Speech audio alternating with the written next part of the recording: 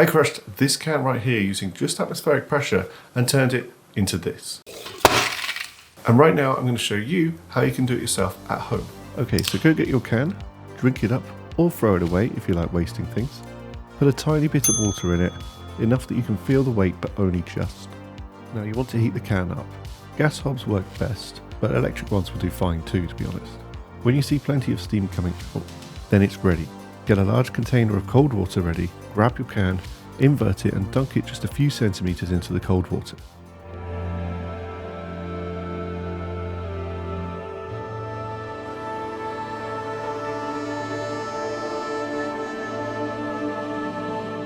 So how does this happen?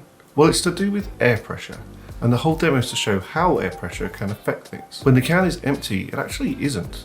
It's full of air particles which are bouncing around inside the can. But there's also air around the can from the atmosphere, and the particles there are colliding with the outside walls of the can too. And this causes the same amount of pressure to act from inside the can pushing outwards and outside the can pushing inwards. And what we want to do is take away the inside pressure and leave us only the pressure from the atmosphere.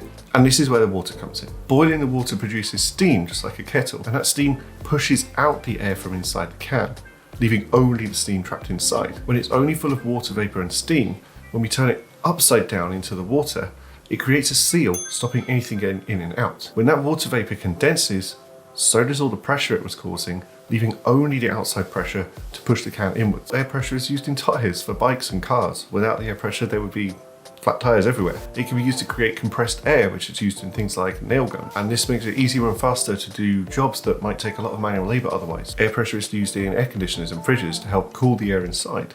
Air pressure is also used in music. Instruments such as the saxophone, clarinet, and flute use the pressure of the air to create the sound. For example, in medicine, blood pressure is measured using a device called a sphygmomanometer, which uses air pressure to constrict the blood vessels, which allows us to measure the pressure of the blood flowing through them. Air pressure is a fascinating topic that I put under the category of physics. If you're interested in physics, I suggest you check out this video here. You might learn some things you didn't know.